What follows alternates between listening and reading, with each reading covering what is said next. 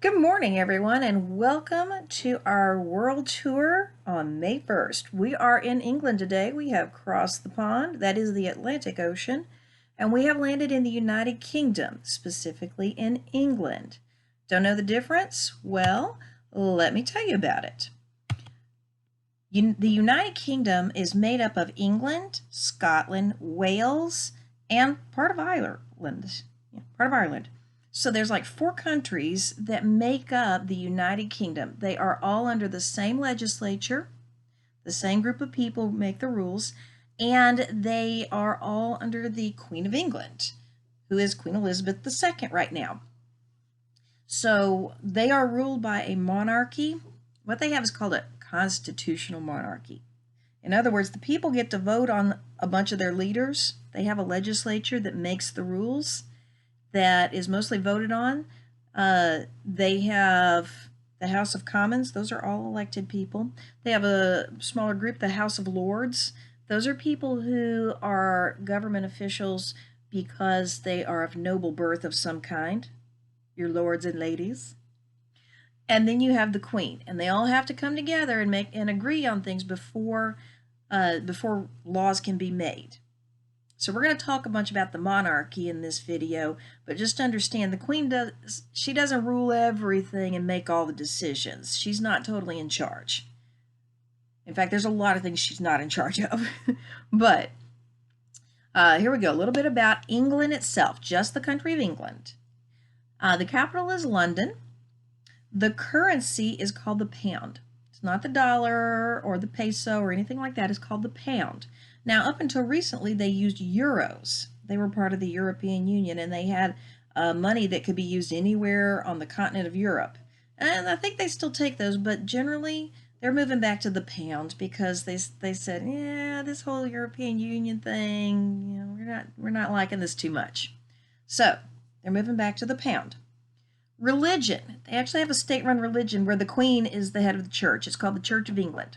And basically what happened here was a couple hundred years ago, King Henry VIII, he was Catholic, but then he got really ticked off at the Pope and said, I don't like your church. I'm going to create my own and I'm in charge.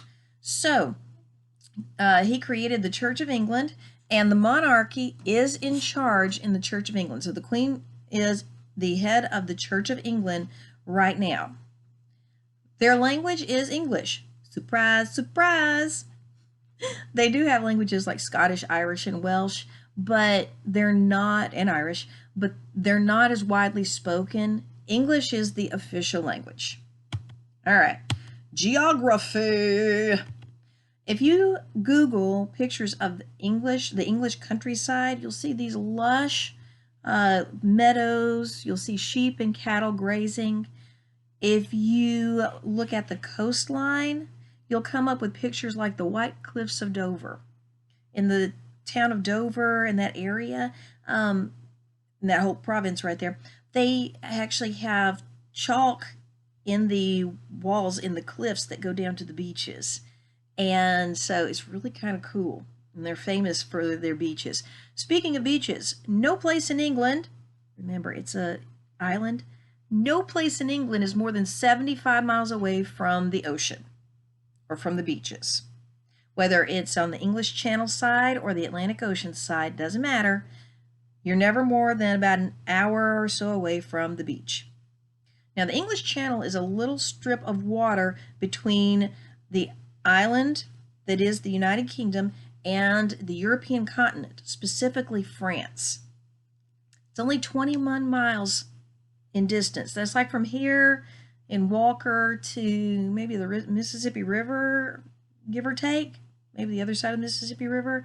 It's not very far. So there's, not a lot of room there.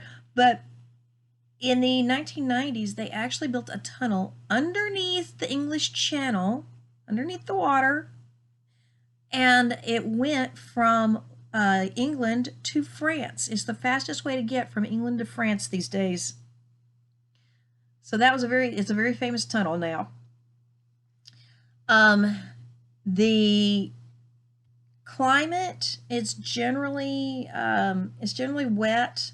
There are no deserts or anything like that. It's generally a wet climate, and it's rather mild. I mean, it gets down to freezing in some places. There are some mountains in the far north that get snow for part of the year, but for the most part, the temperature ranges between freezing and about 80 degrees, give or take, Fahrenheit. They've had a few 90 degrees that got close to records there, but nothing very, very hot. So it's a very mild climate. Now, history is the biggie. Let me get that up. The history of England is huge, and I got to condense it down to this. So I'm going to try my best. Bear with me here. The earliest people who were there were actually from the European continent. When the last ice age when we were coming out of the last ice age, glaciers that covered what is now England receded, and there were a lot of different tribal groups that were scattered around. There were people who started coming from Europe, like the Vikings, people from Norway, your Norsemen, your Danish people, the Danes.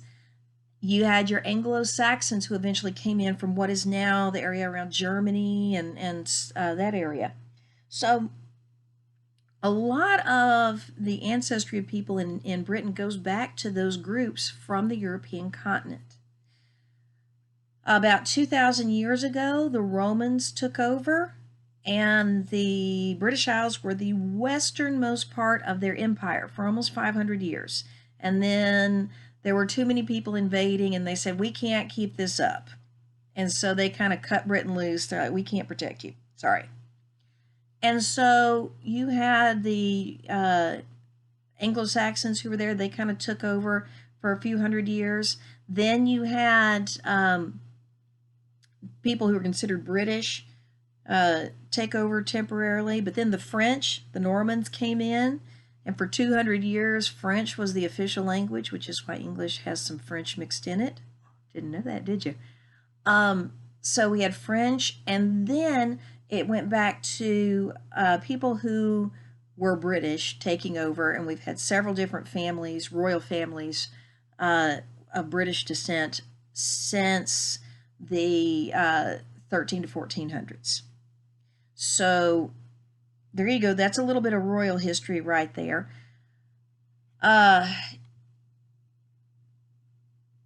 Starting in about the 1600s, England started sending out sailors to claim land for England. If you remember U.S. history, we were part of well, not Louisiana specifically, but in the United States, we started out as the 13 British colonies, the colonies of England.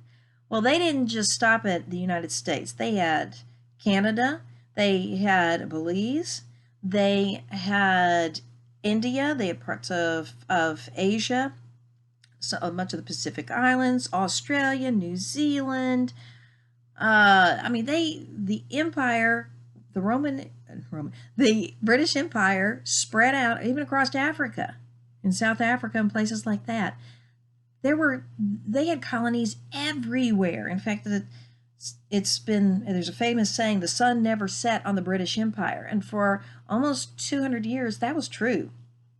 And during that time, people came from all over the empire to England, specifically to London, and a lot of those cultures came with them. So in just a second, we're going to talk about their culture, and we're going to talk about the things that truly go back to being British. But understand that today, if you go to England, there's going to be such a mix of cultures and food and language and beliefs. It is a huge place with lots of different people. One more thing about the history. Starting in the 1700s, this was the birthplace of the Industrial Revolution. I mean, we talked about the Industrial Revolution in the United States, but it got started in Britain. And they had the first steam engines and railroads. They had the first textile mills. Where they made clothing and cloth. They had a lot of firsts that were sent over to the Americas and improved upon. So understand that when we talk about the Industrial Revolution, We're talking about it's something that started in Britain and didn't come here in the United States till later. All right, their economy, how they make their money.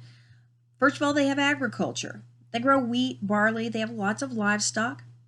Their natural resources are like coal and natural gas. They have a lot of steel manufacturing and they make things out of steel and technology. They have the technology just like we do here in the US. Tourism is a big thing. People love to go see the Palace Guards, Buckingham Palace, Westminster Abbey, the London Eye. There are so many tourist destinations in England, it's unreal. Tourism is huge there. Culture. I told you we'd talk about culture. The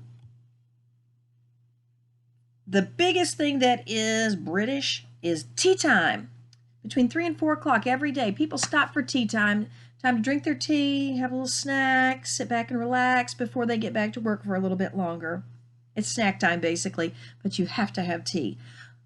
People in England consume more tea than anyone else in the world, any other country. And then you have sports. Now, they play soccer just like the rest of the world, but they also have sports that are unique to them, like cricket, which is kind of like a weird form of baseball, and rugby, which is like the NFL but without any rules. Sort of.